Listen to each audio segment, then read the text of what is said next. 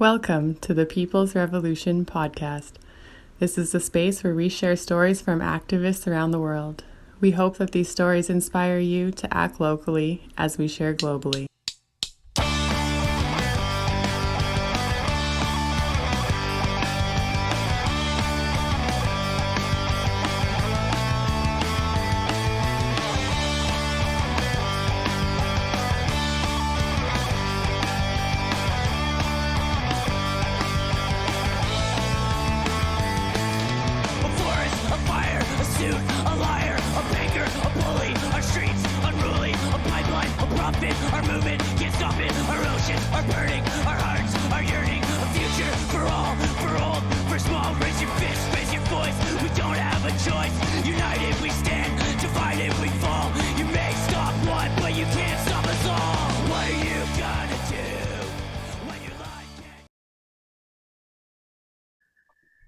Welcome to the People's Revolution podcast. We're going to start today, as always, with a land acknowledgement.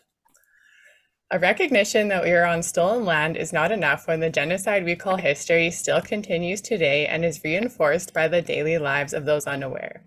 Residential schools only closed their last doors in 1997, but the mentality of the residential schools lives on. White people, imagine living in a place that not only normalizes genocide, but actively covers it up. We don't live here because a peaceful treaty was signed. We live here because white people before us brutally pushed their way in. This includes our current government, RCMP, and church, and we need to acknowledge this and the harmful systems it brought with it before we can even attempt to create reconciliation. It is a privilege to not know that you're living in such a way that makes a genocidal reality seem like regular everyday life. I would still like to recognize that the stolen land I'm speaking from is rightfully the traditional territories of the Blackfoot Nations and forced to be the home of Treaty 7. These nations are Siksika, Kainai, and Piikani. In these spaces, the Siksika people lived and practiced their oral traditions as far back as existence goes. Treaty 7 was signed on September 22, 1877 in a brutally unethical way. This treaty was not upheld. Treaty 7 includes the Tsuut'ina Nation, the Stoney Nakoda Nations, and the Métis Nations of Region 3. So, this space known as Calgary is actually rightfully known as Mohkinstsis. Welcome to part 3 of our 4-part series on Alberta, a story of white supremacy, racism, bigotry, and violence. Again, we are with Tigra-Lee Campbell, Tiera Williams, Brad Gallamore, and Terry DCHC. We are going to continue our discussion and presentation on Alberta by going through the different Black Lives Matter rallies that happened since 2020, some of the bigger ones, some of the smaller ones, and a lot of the hate and backlash that happened. And we hope to paint a picture and give some context to it. Again, same as the last one, this one is a compilation of a couple different interviews clipped together to share the story. And as always, you can check out the reference list in the link below. It's pretty big, so it is in a shared Google Doc. We really appreciate you being with us so far and for listening to this story. We think it's really important and it's just been such a fucked up experience. We are very happy to share this with you, as well as the final piece coming soon, which will include information on the convoy to Ontario from Alberta before 2020. Which we promised at the beginning. So thank you so much. And without further ado, here you go. I would love to just start at the beginning of 2020 and just kind of talk about the important rallies that happened. So when 2020 started, Black Lives Matter had been a thing, I think, since about 2016. But then 2013? It was for 12. Trayvon Martin, right? 12, yeah, Trayvon, 2012. Yeah. 2012, thank you so much. And so, but with what happened with George Floyd, it got, it like revved up, is that the right word? Well, Ahmaud Arbery happened, and then it seemed just like that out of nowhere, George Floyd, and it was just like, what the fuck? And everybody just, that video change the world, literally, in many good and bad ways. So we can get into that. Black Lives Matter 2020. Yeah, it was wild, and it was the first, like, we deal with racism our whole lives, but because it is so constant, it's really, really hard to recognize. Sometimes, a lot of the time, especially if you don't know what to look for. And so when the first wave, like, it all comes in waves, you know, the excitement is there, and then it goes away, and then it comes back because something fucking awful happens again, and then it goes away. So I didn't understand, y'all, like, I did not get it at all. I got fucking squirrely, and I didn't understand what anything was like. And it's like, and it's embarrassing. I feel embarrassed, but I feel like it's really important to share that when you know better, you do better. And that nobody is perfect, and it is all a learning process. And white supremacy is so deeply seated and ingrained in all of us, in that there will be and are racialized people as well that will say all lives matter. And that's just the reality of it. So in 2020, that, like, things finally clicked, and I was like, oh, okay. I'm like, my friend, like, she had tried to explain what systemic racism was to me, and I just, my brain would not receive it. Like, it just, like, wasn't there. And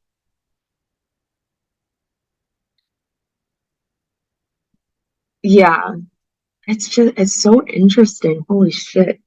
Anyways, so in 2020, I was like, it was like a fucking light bulb, and I was like, oh shit, okay, like, there's so much learning and unlearning to do. It was wild. And I knew that there was a protest being held in Edmonton. But I was like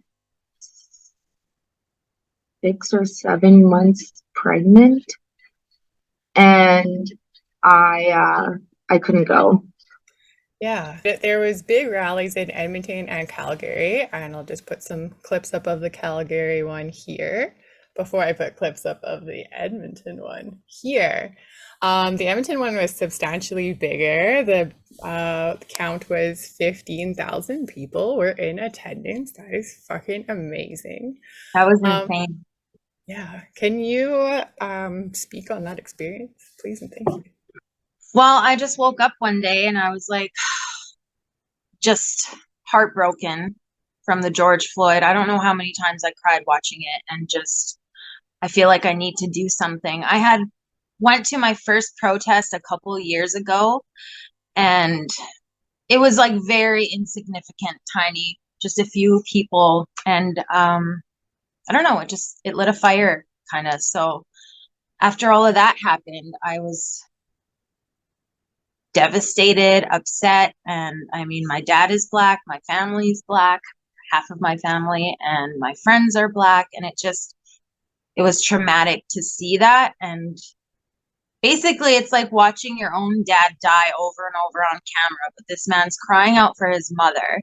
One of the most traumatic things I think I've ever seen online. And so called up my sister, and I was like, we should do a protest. Like, I need to do something. I need to do something with this, like, heartbreak and anger. I need to put it into something positive, because just sitting here stewing is not good for my mental health. And let's see what we can do. So I just made a post on Facebook. Hey, any friends and family want to come to the ledge and protest the brutality and murder of George Floyd? and Ahmaud Arbery and Breonna Taylor. And so I don't know how it happened. Within like an hour, it was viral. I just had my friends and family share, and then I had a bunch of news people coming and messaging me and my sister, and then we were on the newspaper, and it just spiraled. And I never expected that response at all, especially in Edmonton, Alberta. That was just like, whoa.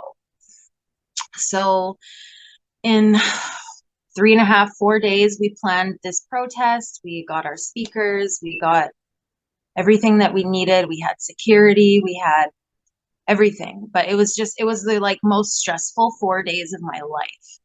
Because on top of doing all of this, we also had people who were like, well, who are you? Where did you come from? And kind of, what's the word? Like, you haven't been an activist for as long as I have. So why are you doing this? Yes, gatekeeping. Thank you. And so that was intense. And then it was, well, if you don't have COVID restrictions in place, then we're not coming. And then so we had to reach out to Alberta Healthcare, and like this, I've never done this before. So it was just like a whole learning process, and in only 4 days, because that's all the time we had to do it. And we ended up with a whole sound system that people donated to us. We had all this sanitizer from distilleries and masks, and just so many amazing people stepped up to help make this day happen. And then the volunteers, could not have done that without them. That was incredible too. And the conspiracies and stuff around it too was insane. Like, Dina Hinshaw said that she contacted us and told us that we should not do the protest. And I'm like, I literally have an email from Alberta Healthcare that was not you, Dina, saying that we're good to go. So like, just so many things that were like, what? I never even spoke to these people. And so, and then like the hate groups come out and they're like, well, we're going to throw bricks at you and we're coming for you. And it was just like, oh shit. Like, my mom's like, don't go on stage. Don't go anywhere near. I'm like, I can't not be on stage. What are you talking about? I have to. So sadly, my son didn't get to come witness history. I really wanted him to be there, but I was afraid. I didn't know what to expect. We had all these like violent people saying they're coming, and they were there. You could see them and spot them in the crowd, and they were just standing there, like, oh, all dressed in black, and every one of them had an umbrella, which was random. Nice weapon. So that was interesting. And then just afterwards, it turned into, okay, well, we have the protest. Now what? So that's how A Fight for Equity was kind of created. And that's how I met amazing people like you and Brad and Tigra and Terry and just everybody in the activism side of Alberta all came together. And that was a beautiful thing. Like, seeing so many people from so many different walks of life was just incredible and made you realize, like, okay, I'm doing the right thing. So many times you doubt yourself when it gets that big. It was just so overwhelming in the worst and best way. I don't know how else to explain it. And then now you're in the public eye, so people are judging you left, right, and center, and people are doxing you, and people are following you and coming after you. And now there's lateral violence because you're not doing enough for the people. And it was just crazy. But it was one of the best things I think that could have happened in Alberta, because it brought a strong group of people together and activists together. And next thing you know, we're all traveling together and going to protest together. And it was very emotional and it's been a wonderful ride, but a lot has happened since 2020. It's been crazy. Yeah. Brad, you're killing me right I now. know. But it's so true. Like, the fact that we all came together, like, you know, like I think I randomly reached out to Tiera, and her first response was like, who the fuck are you? Like, like, no, it was awesome. And like, little did I know, they had already started protesting before I even came into the picture. They were already dealing with PK and Red Deer and all of those things happening. So then it blew up in Edmonton. And just one of the best things that ever happened was, so after we did our cleanup, because we literally had to go to the ledge before it happened, and we sprayed the ground with X's so we could have people social distance. And I mean, that didn't really happen. There was over 15,000 people, but we did our best. And then we had police and their like camera vehicles there. And then we had, so like with the ledge grounds, there's the top part of the ledge, and then you go down to where the band shell is. Well, somebody else had planned a protest that day as well. So her protest started before ours did. And so everybody was already up at her protest, and then they all marched down the hill to our protest, which was like a profound moment for me too. I have goosebumps thinking about it. It was incredible. And then from there, we had our huge protest. But after we did our cleanup, it was like almost 11 at night, and I was driving home, and I hear like this faint chanting in the distance downtown. Everybody from the protest left and marched all throughout downtown, and they were like screaming and honking. And when everybody walked by, they were like, all these people, like Black, Indigenous, Asian, just every racialized race of people were like, oh, thank you so much. This made me feel important. Like just that part alone was just like, whoa. Just from me and my sister, like, hey, let's do a protest. Let's do this. And just all of that happening. Then I have people messaging me saying, thank you so much. I never felt like I mattered until that day. And like, it was just very emotional, and I'll forever remember that. It was a great, great thing to see so many people so proud of who they are. And the best part is we threw it on Breonna Taylor's birthday. So that's how we honored her. Oh no, I'm going to cry like Brad's crying. It was amazing. Yes. No, like, yeah, thank you for doing all that work. Like, holy shit. That was super impactful. As you can see by Brad's tears, it's very impactful. Yeah. But not just. I Not mean, just- it's easy to make me cry. Don't get too excited.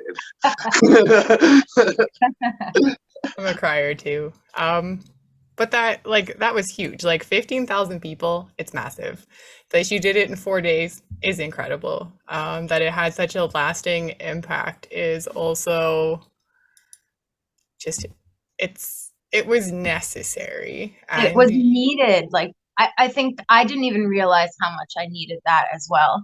And so many other people, the same thing.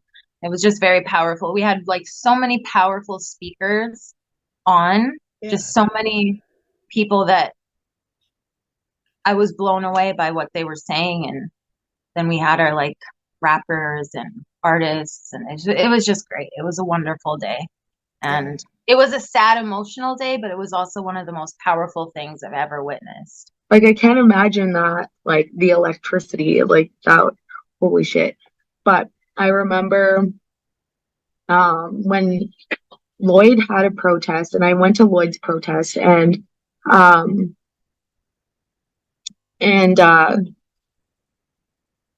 it was really, like, it was really great to see that turnout, and but the comment sections were awful, and they are still awful. And then I remember I'm like, why? Like, we need to have another one. We shouldn't just limit it to one. You know, are the other towns like going to do anything either? And it was like, I don't know, a few days later, I saw Brad like freaking floundering in the Vermillion groups, like trying to plan this protest. And I was like, yeah, okay, I do want to help and blah, blah, blah. And then I had reached out to Tiera, because I was like, y'all had already planned protests, and so that's how I ended up getting into contact with all of them. And then so that's what sparked my activism career. And really, yeah, I guess just really started to understand Blackness and racism and systemic racism. And not that I didn't know what it was before, but to understand how it fundamentally impacts our everyday lives it's it takes a lot of learning, I guess. And yeah, I don't know.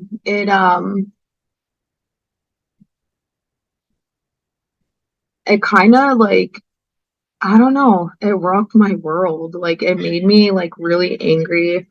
Not the movement itself, but like just like not being so naive, I guess, too, and like recognizing like my own internalized racism. Like that it was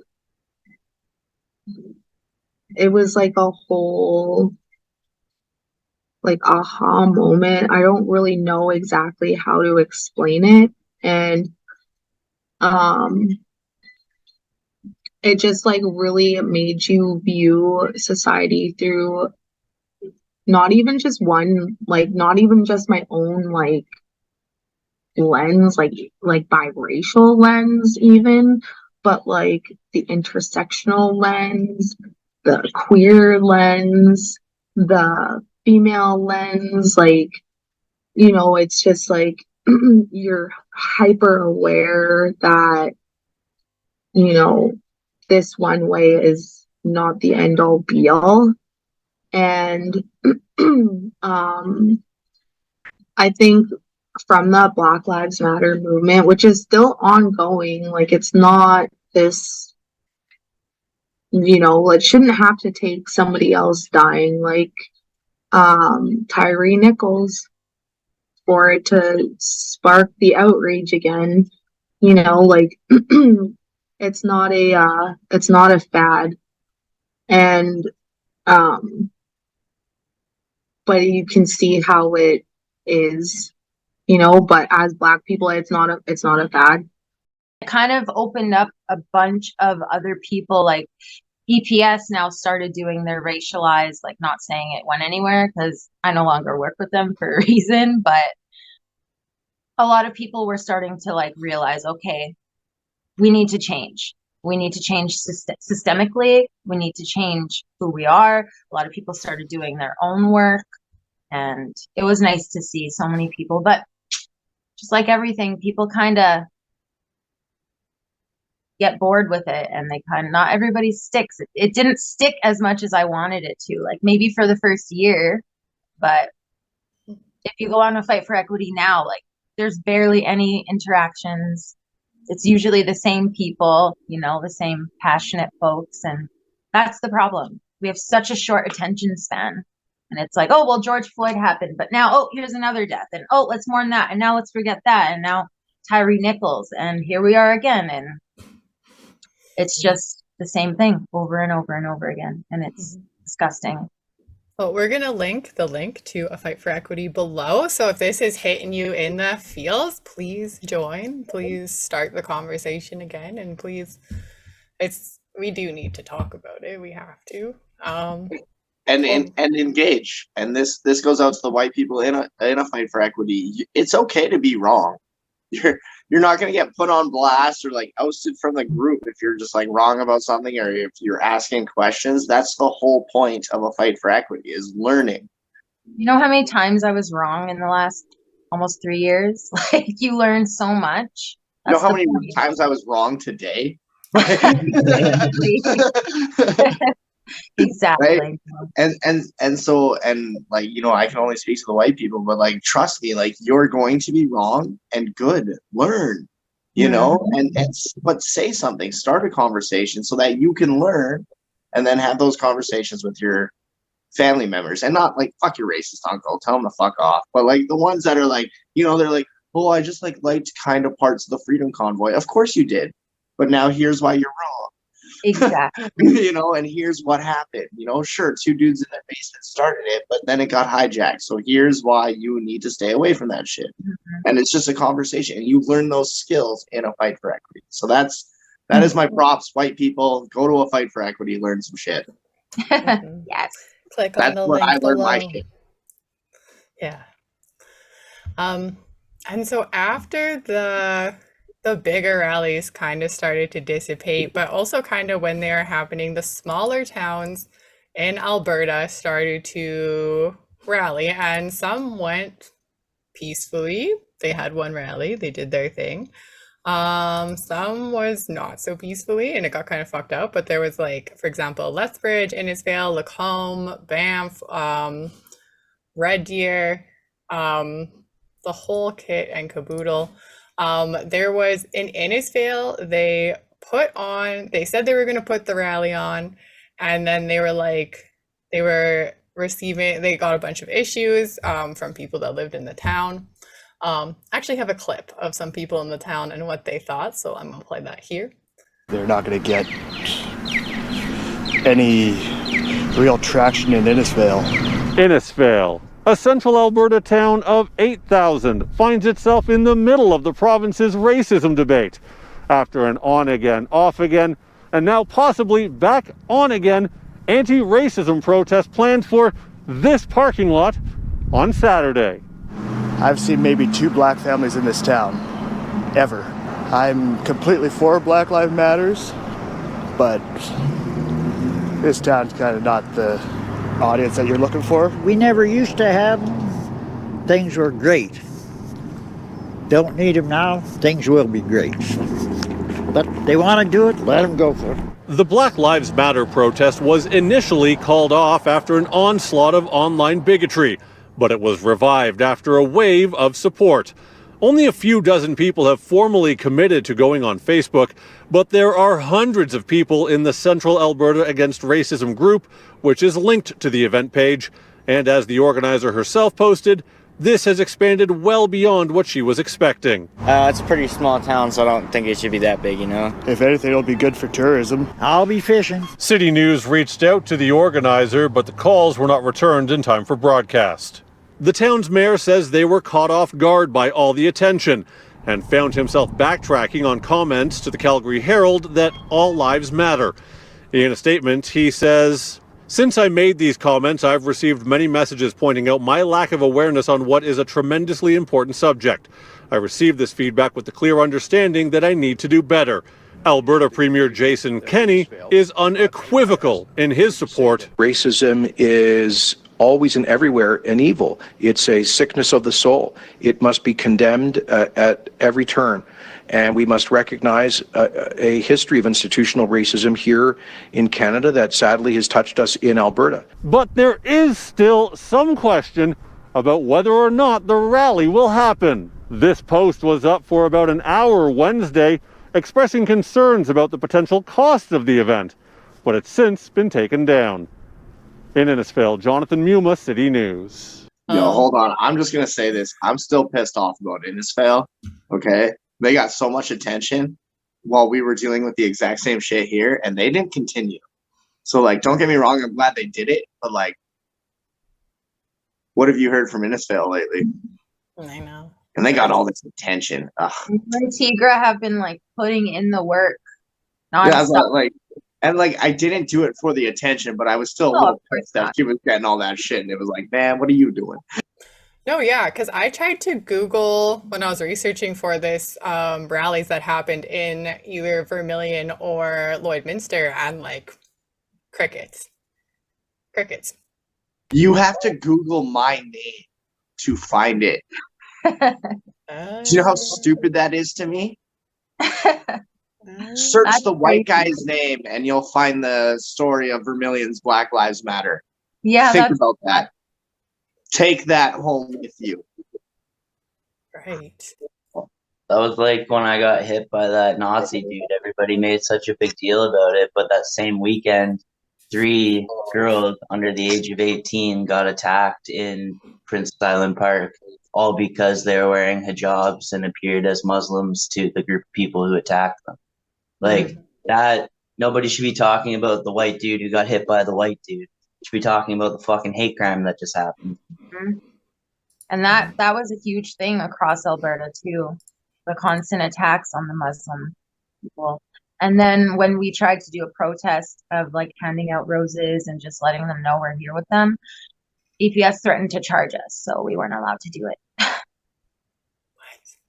Correct. Yeah.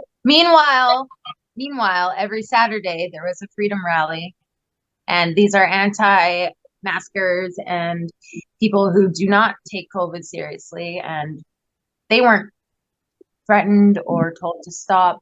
But us who want to take like masks and sanitizer and make sure we're doing it safely, but just to let those people know, hey, we're here with you, we couldn't do it. So we ended up getting people to just make signs, put them in our windows, share it on social media, which I'm sorry was not as impactful as if we stood out there supporting the community. It was very upsetting. Mm-hmm. That's fucked up. Yeah. Damn. Why is Alberta like this? I know we just went through why Alberta is like this.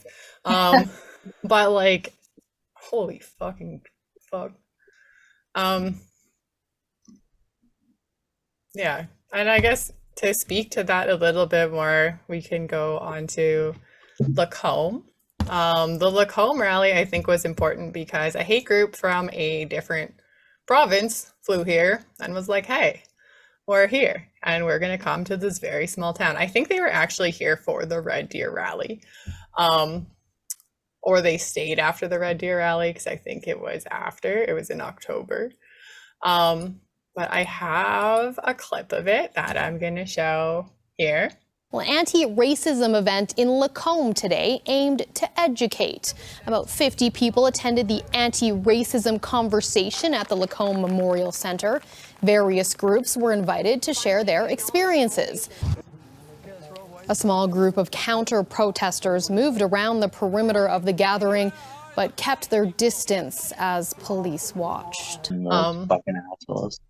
Yeah, so I just wanted to show that, like, whether it's a bigger thing or a smaller thing, whether it's something that made the news or not, it was very few and far between that these people were either showing up to fuck shit up or they were threatening online. Oh, there's Brad. They were threatening online to show up. And it's been consistent. It's been super consistent. Oh, that was fun. Yeah. Yeah, they didn't do much though. They were kind of like, they were boring, to be honest with you.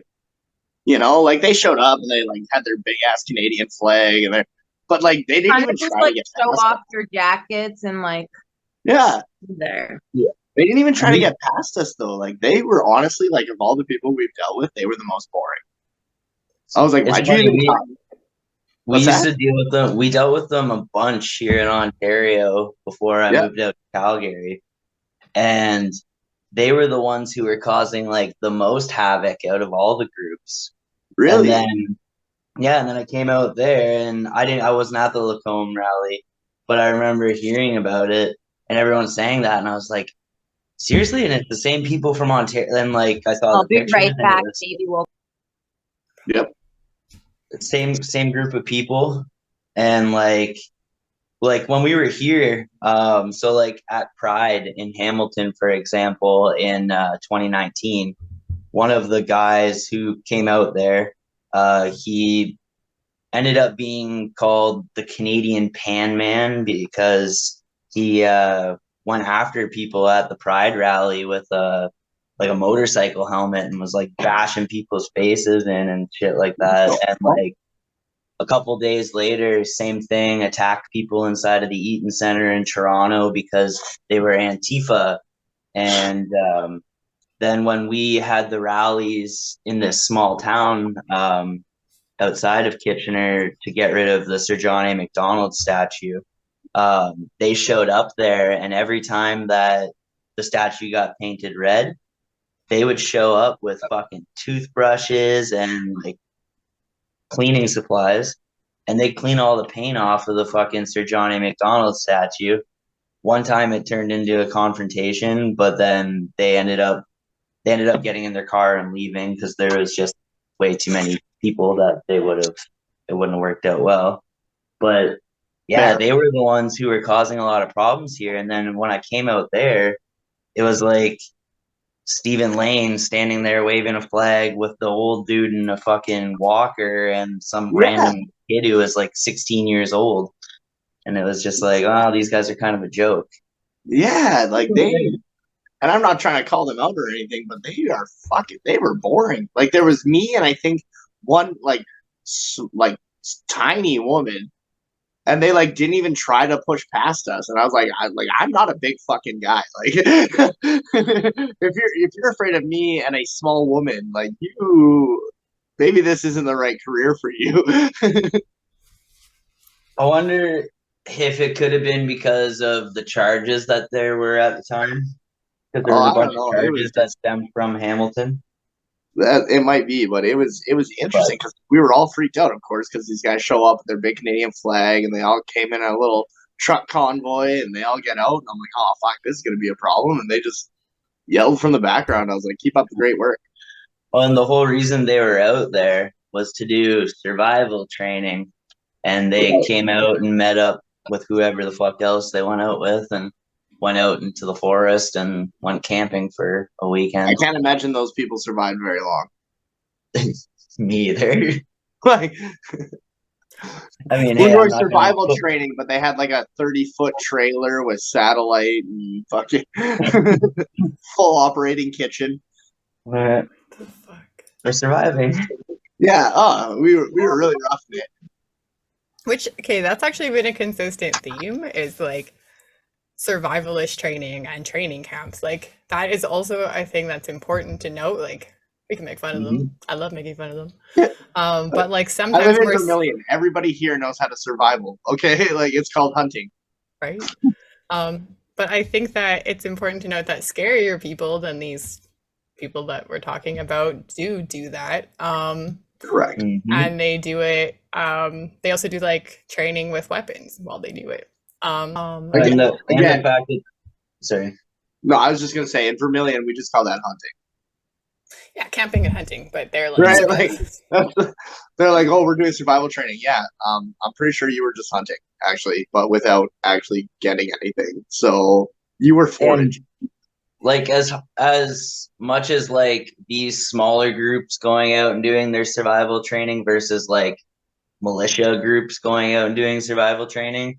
Yeah, it's not as like it's less harmful in a sense, but it's not because it's the pipeline into those groups, and it's the further like they're already radicalized at that point. It's the further radicalization and in turn isolation that those groups create, and that's when we start seeing issues like what we see in the United States, where you get some random dude shooting up a crowd because whatever reason, and specifically targeting people of color or a gay bar or.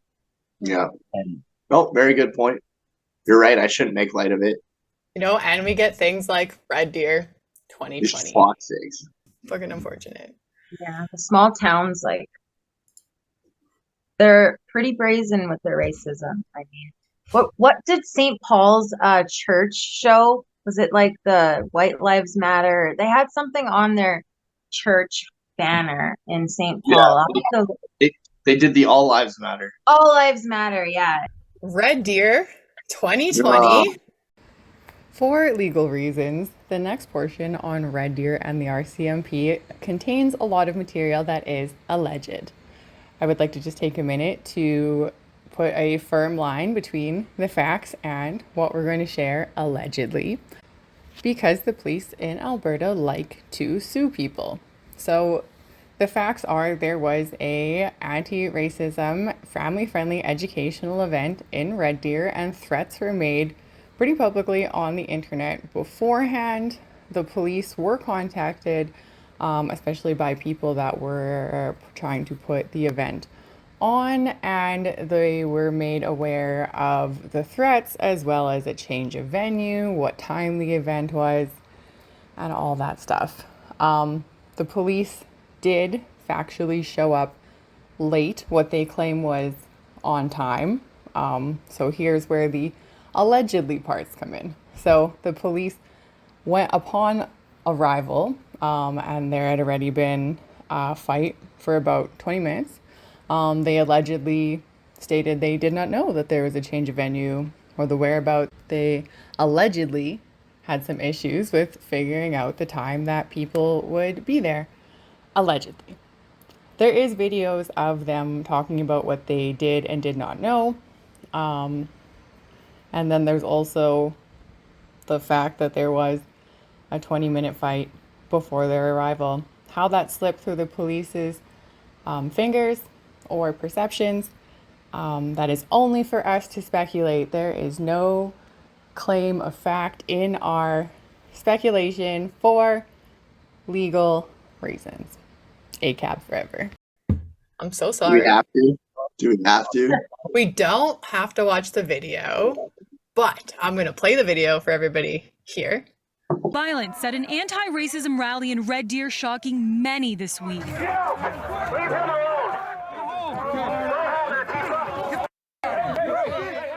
And also pushing the spotlight on Red Deer RCMP, many criticizing the forest for not taking enough action against hate groups that were there to disrupt and later outright cancel the planned event. This policing expert says, from the looks of it, officers could have done a lot more to keep the peace. After our City News story on the violent event aired Monday, RCMP launched an investigation, and Alberta's Justice Minister is demanding to get to the bottom of what happened at the anti-racism rally. In Edmonton, Rochelle Sufi, City News. That may be what the group wanted, but it's unlikely how the event will be remembered. Shortly after it got underway, counter-protesters arrived. No surprise to organizers. They say they'd received death threats and had seen social media posts like this. I'm gonna be this big guy in the white shirt. Ready?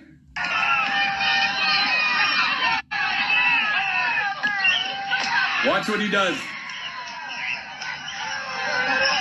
Little slaps to the face. Sunday, things went further than that. The man who had posted the video threatening the rally was there, but says he took no part in violence. While video shows a police presence on Sunday, they made no arrests, and organizers say they did not protect anyone. Today, Alberta asked the RCMP to get to work. Police have a difficult job of keeping the peace. The Mounties say they had analysts doing security assessment prior to the rally, that they'd missed footage of physical violence, but can't lay charges yet. The police are required to conduct a full investigation, and we can't simply just submit a video. The first thing I want to say before Brad unfucking loads is I'm going to show this picture right here of one dude punching another dude. This was the first punch thrown. It was from a white guy to an Indigenous gentleman who was wearing a mask up to here. So they assumed this guy was with us. He was not. So they punched him and the guy was like, good punch, but I'm with you. And I was like, this is how this is going to go. Brad, take it away, Brad. Like, okay, so I'm not gonna lie. So that day straight up fucking changed me. Like, I was aware of things that were happening. I was, trying to do my best to be a part of things. And that day, like, literally, like, I relived that day almost every fucking day. Like, it was fucked. It was straight up, like, white supremacists in your face. You cannot deny it. And they want to fucking kill you. I also almost got hit by a bus that day. It's kind of irrelevant, but, like, straight up happened. I was running across the street to help somebody, and there was a bus. I didn't look. I almost got hit by a bus. But anyways, like, I straight up, that day was just fucked. And like you said, like, the first punch was thrown against themselves. Still fucking hilarious. But there's even a clip where they're all, like, coming up to this little fence, and there's a little gap in the fence, but none of them go to it. And it's like watching cattle not being able to find the hole in the chute. And it was the funniest fucking thing I've ever seen in my goddamn life, because you can even see a guy yelling over the fence, and all I can imagine him saying is, where's the hole? Sir, can I? Anyways, no, but that, like, it was fucked. Everything became real. Like I had said before previously in this podcast, my activism is incredibly privileged. I am very close with Tiera and Tigra. I get to see the amazing things they do, but unfortunately get to see the shit that they have to fucking deal with. And that's when it was really in my face. And I'm not going to say that I wasn't aware of it before, but like, sometimes you have no choice but to change every perspective you've ever fucking had, ever. And that day is exactly what happened to me. You know, like the number one reason I'm anti-racist is the Boondocks growing up and September fucking 20th, because I had never seen anything like it. And these people are yelling at me. There was a guy who drove all the way from Lloydminster just to fucking see me there because I was the leader of Antifa that week. And don't get me wrong, it was flattering, but not really. The ironic part is that guy who drove all the way from Lloydminster to be there and was like a straight up Pat King fucking crony, him and I are actually kind of chummy now because he said everything about all of those dudes were fucked. He's probably not going to be at our next BLM rally, but he understands why BLM exists. Like, it's actually weird. He came to our fucking multicultural festival the last 2 years in a row. Like, it's with his motorcycle group. Like, it's that fucking weird. Because even people from that side saw how fucked it was, what they were doing. Because we were not there to cause problems. We were there to have a rally with just speakers. There was free fucking donuts, which has got to be the most Canadian thing you've ever heard of. And people still showed up to counter it, and with hate, with force. There were many who literally live streamed themselves saying, "We are here to fuck up Antifa." And it was fucked. For the first time in my life, I was actually forced to call 911 because a person of color asked me to. Not that it had mattered at that point. They were already on their way. And then also, fuck the police while we're on the fucking subject, who happened to arrest the only fucking person that they did anything to. They tackled to the ground and arrested a trans man who was about 5 feet fucking tall.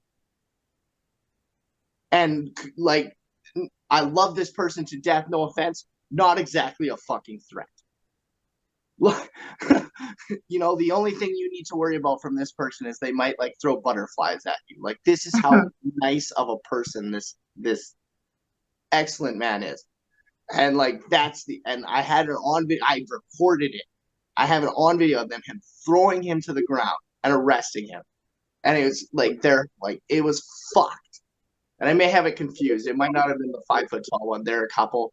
There's a 5 foot tall one and there's a slightly taller one. I might have them confused on the height, but very not threatening individual thrown to the ground and arrested and then immediately let go because, oh wait, they didn't do anything fucking wrong. You know, we had people walking up the street yelling the N-word at black activists across the street. And I went to an officer and said, "Are you going to fucking do something?" And they said, "What can I do?" Anything. Like, pick a thing. Pick a thing. I don't know, play a game of cards. What do you think I want you to fucking do? So, and that too, as somebody like my dad was almost a cop, my grandmother was a cop. I genuinely grew up believing that the police were doing the right thing. And I had my mind changed a long time ago, I promise. But like seeing that, when I was told my whole life, when something is wrong, you tell an officer. And then for like, to me, hey, something is wrong, you're an officer, nothing fucking happened. And, you know, so easy for me as a white guy to be like, oh, look, the cops don't fucking do anything. That is a realization that people of color have had their whole fucking lives. And that's where I say my activism comes from privilege, because that day changed my fucking life because I saw what happens to people of color. And there was nothing I could do. I couldn't change my mind. It was there in front of my face. Everybody says they want video evidence. I have it. Julia got punched in the fucking face that day through a sign. I didn't get punched in the face. I got punched in the sign. Yeah, but they were going for your face. Sorry, you got punched in the sign towards your face area. I apologize. And kicked. I got booted in the. Yes. Yeah. And no, I made the same mistake as you. When the cop showed up half an hour, 45 minutes late, I was like, hey, that guy punched me. And they were like, we don't fucking care. And I was like, cool. Good talk. I'm glad we had this moment. I'm real heart to heart. Yeah. Like, I fucking hated cops before that, and I don't even know why I tried, but I was like, he's right there. I actually have proof because my sign has his fucking fist print in it, and they were like, nah. It's literally right, like it's a fist. Yeah. It looks like Kyle punched a wall. Yeah. Okay, when they first came up, this old man came up to me and he looked me in the eye, craziest eyes I've ever seen in my life, and he said, your liberal arts degree is not going to save you now. And like, bitch, I have one. I do. And I imagined him like punching through it, and I was like, yeah, this is not going to help me at all. I was also told that I was a $20,000 a day Antifa protester. Yeah, 20. Where the fuck is my money, Julia? 20. Right. There's a video of that also, like things that I don't know if I want to put in here, but things that I think I do need to talk about. Hold on, you only got $20,000 a day, rookie. That's why you were never leader. Yeah, I know. I've never been the leader of Antifa. Yeah, 20,000. Like we call that minimum wage. Can I quick add something to what Brad was saying there about?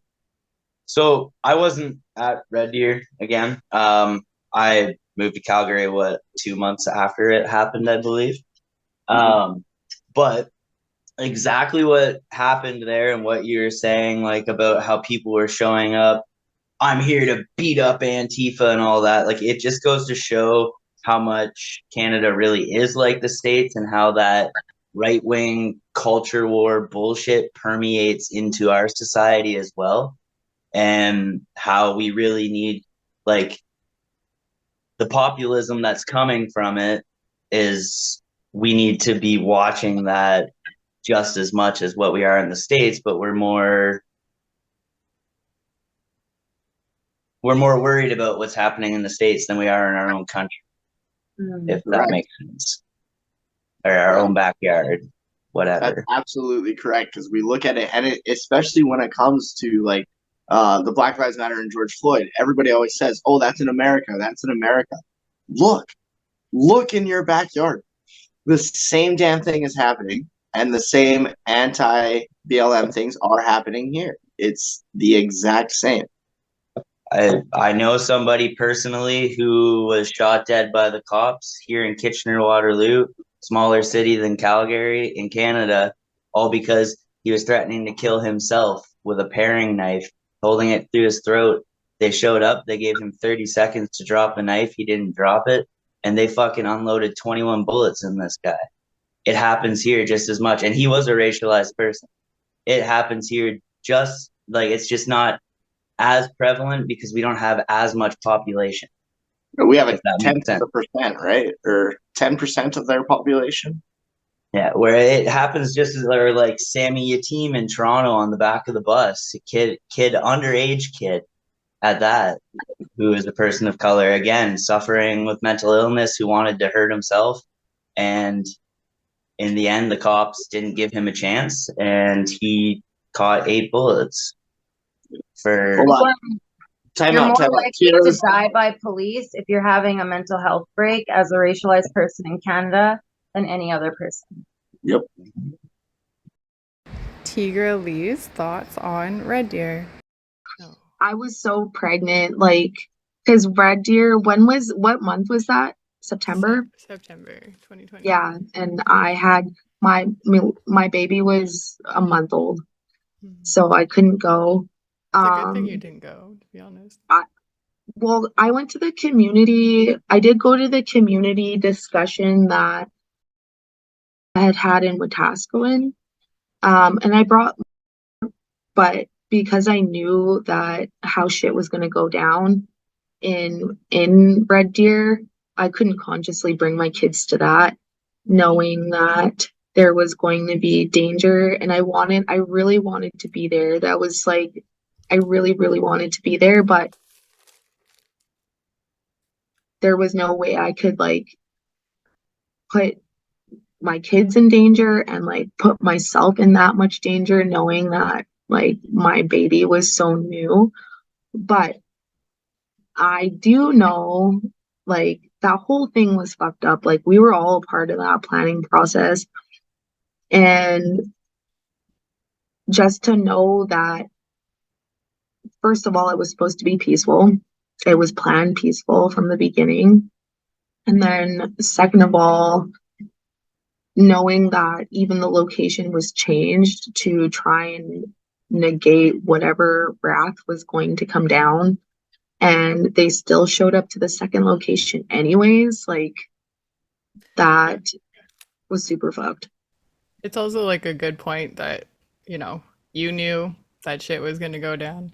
Other people planning knew that shit was going to go down, but somehow the RCMP had no clue. Allegedly. So here is a clip of the RCMP's reaction. What we heard at the rally was that they didn't know that the location was changed. Allegedly. They had the wrong location time. Allegedly. Blah, blah, blah, blah. But we can see the progression of what they say here.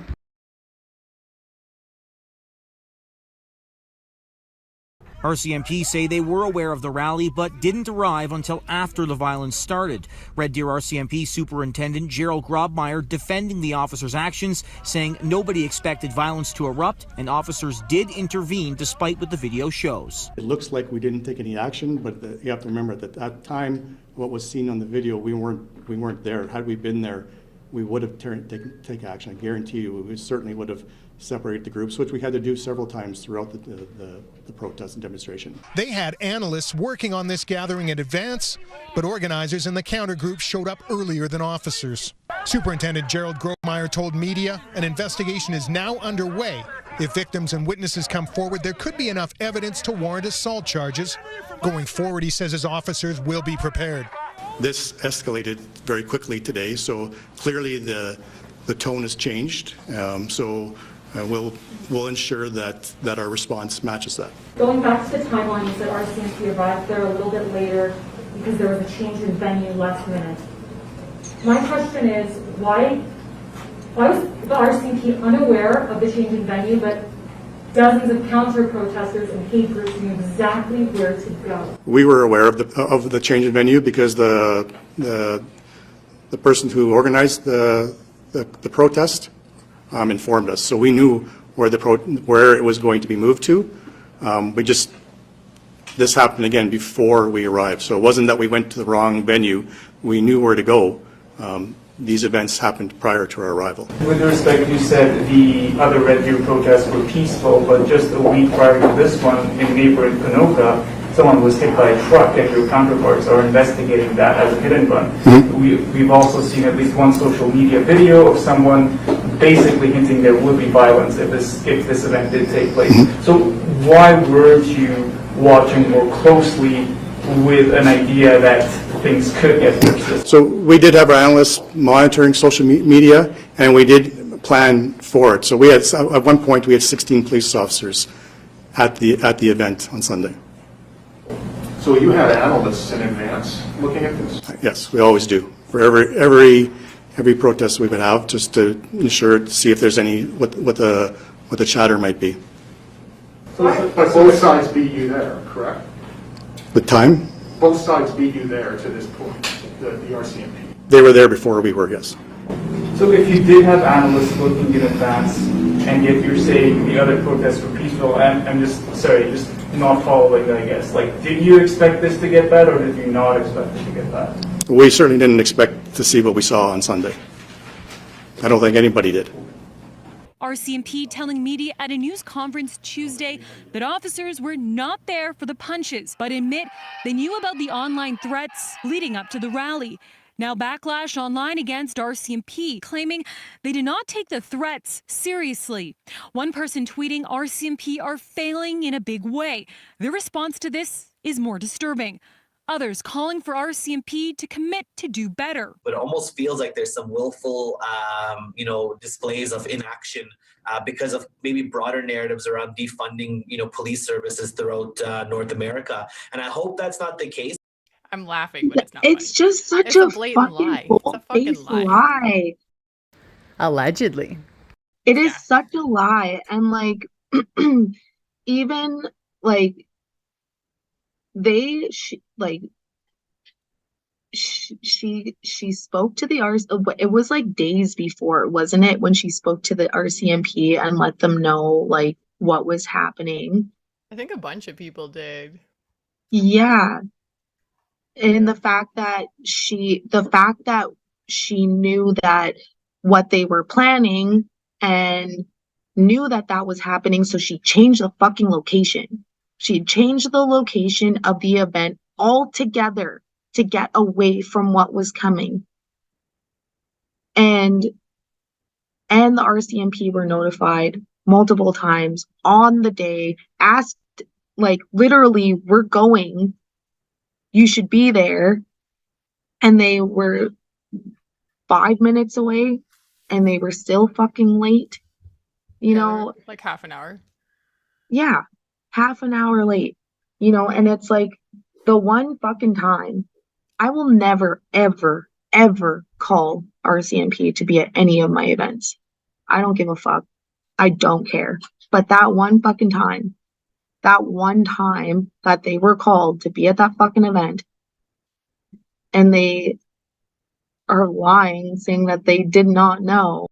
So just to add some context, you could obviously see in the news clip, this is where they changed their tune and were saying that they did know, but this was not the story from the beginning, and I think this is why the reporter asked them that. It's wild. That is fucking beyond me. And then it's just like the accountability piece again. Like the counter protesters were literally fighting amongst themselves before they even fucking got there. Like they were already fighting. And then we've seen all the videos. We like Jaya, like here. And the way he just got fucking clocked like that for handing somebody pieces of paper, like literally. And then the way that they want to instigate and paint in like the worst light because she got irritated. Like, fuck yeah, I would have done the same thing too. Like, get that shit out of my face. Like and it's like, oh, but they were carrying around spray bottles of acid. Like, are you fucking serious? It was hand sanitizer. Yeah. Acid. And that was like that period, that protest is what my best friend's mom and I had a falling out over. She's like extreme convoy, extreme anti-vax, blah, blah, blah, lost her damn fucking mind over everything. And it was that protest that we were talking about. And it just happened to be in this community fucking Facebook group. And she was glorifying Pat King. And I was trying to tell her, like, hey, like, I've had interactions with this person. They are not okay. They are not safe. They are not a good person. Thinking that out of the 6 years of our friendship, like my kids called her grandma, that she would believe me over some person she's never met. At least I don't know if she ever met him, but like she doesn't know him from a hole in the fucking wall. But because I wasn't physically there, she was discrediting me. Oh, well, you weren't there. And I was like, but I was a part of the planning process. Like, these are like, this is my group, this is my circle, this is my crew. Like, like I'm literally telling you that these were the steps that were put in place to negate the shit that we already knew was coming. We knew that shit was coming and we tried to fucking stop it. And she was like, well, you weren't there, so how would you know? You know, like, are you fucking serious right now? Ugh. Then they said that we had weapons, like, on top of the hand sanitizer. Or no, on top of the fucking acid. And I don't know, it's just like, it's literally like the fucking failed insurrection. It was just like this shit went down. It was Antifa. It was JFK Jr. shape shifting. Like, it's like this shit, it literally fucked with people's minds. Like, it literally, like, I don't know. And like for the people that were easily influenced and are easily influenced and like they're easily like highly suggestible, like those are the scariest ones. Their whole thing is think for yourself, do your own research, critical thinking, blah blah blah blah blah. But then like you will ask somebody, what's critical race theory? Why should we stop teaching that in school? What is fascism? What is anti-fascism? Like you ask these questions and they have no fucking idea what they're talking about. Like none. Yeah. And then like how do you convince those people that don't want to like expand and they have their minds made up and they're for sure they know what they're talking about, but like no. Yeah, but all lives matter. Not only, and it just brings up so much other shit like black on black crime. It's not like that one fucking chick who tried to tell me it's not cops killing black people, it's black people killing black people. Look at the statistics on the amount of black people that have abortions. Like, you can't, it is, and I can't even use the word offended. I hate using that word now, but it is the most offensive fucking bullshit, uneducated fucking bullshit, because you Googled what is the statistics for black abortions, and you probably just picked the first fucking thing that came up on Google, so that you can use it as a talking point. Like this, like Black Lives Matter, like you can say a point, like let's say like do you agree that there were some people in Canada that were more disadvantaged than others? And people will most, like, if I don't know, let's just ask that question, and let's pretend that they agree with me. But then if you use Black Lives Matter because systemic racism and oppression has obliterated them from any sort of playing field, but just because you use the words Black Lives Matter, it shuts down the conversation immediately. Like they're literally no longer able to hear or receive or understand anything that you said because you use the term Black Lives Matter. Mm-hmm. And it just like, it's like it takes something away. Like, what the fuck does it take away from you to uplift somebody else? What is being taken away from you that this makes you so fucking angry? Well, we all had to work for what we have, and, just pull up your bootstraps. And, especially when we're talking about like UBI and you just want to give people free money. Like, what I'm saying is give everyone the opportunity to live. And what you're saying is nobody should get anything unless they suffer. Everyone should suffer for what they have. Like, that is literally how I think about it. And like, just why? I bet you collected your $2,000 a fucking month. from CERB, but then you're gonna shit on everyone else, you know, or you're gonna shit on people who make AISH for wanting more money, you know, when they are making less than $2,000 a month now and expected to live on that. Red Deer had a redemption rally the next week. Here's a clip of it. All entrances to Coronation Park in Red Deer were blocked off on Sunday. A police helicopter buzzed overhead, all in hopes of preventing a clash between two groups holding events in the park. This is overkill. This is what a waste of taxpayers' dollars. The Peace Walk was held in response to an event that resulted in a violent exchange on September 20th. The organizer of a barbecue event being held 100 meters away said there were no racists at his event. Because the last couple weeks here in Red Deer, as we've seen, it's gotten pretty heated. We want to engage in conversations.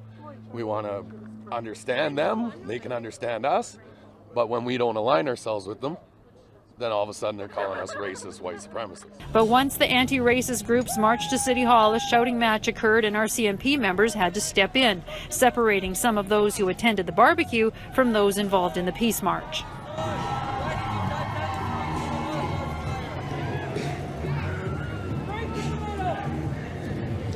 You can just see that even when it was redone, these fucks still had the audacity to show up, even though they were on camera being fucked up. And then a week after, these same white supremacists went to a parking lot in Red Deer at like 8, or in Edmonton at 8 p.m. Oh yeah, and one of the most racialized neighborhoods in Edmonton. Yeah, I'm gonna show a clip here. White supremacists were called out. 2020 and you guys are still carrying on about this. Heated confrontations Tuesday night in a parking lot in North Edmonton as people with connections to hate groups gathered to rally. And there was a lot of words thrown around, there was some pushing, there was a lot of racial slurs being thrown. But neighbors in the area wouldn't allow for it. These are the same guys that were in Red Deer. They're not doing anything. Get them out of here. It's a free con. I can't. What? Bullshit. Get them out of here. They came in here. They were throwing racial slurs. We're seeing her just you tell me what section of the law I can move these hate people. Hate speech. Get them out of here. But she claims officers told her to go home. According to Edmonton police, there were about 100 people last night. They say the interactions between participants were mostly verbal, but officers did have to separate some people who began engaging in physical altercations. There was one arrest. The man was released without charges. Edmonton police add there are no investigations or any injuries reported.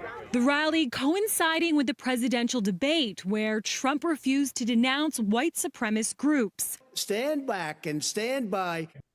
Do you want to talk about it? Well, I just find it funny because they were trying to bait the racialized activists to come by saying, we hear there's a protest planned at 8:30 p.m. in this parking lot. And it's like, hey, no racialized activist is going to protest at 8:30 at night, first of all. And we're not going to do it there. Like, what a random ass place to be. Oh, in one of the most indigenous areas of Edmonton. And yeah, no, I didn't actually go, but I had like a few people from our group go, and they were on the news, and just, didn't somebody get hit or something? Yeah, it was great. Sad ass people. I know, it's fucked. And you can see, and they say in the news, this is the same people. Fuck these people. Yeah. So we are going to wrap up here for this third piece of the podcast.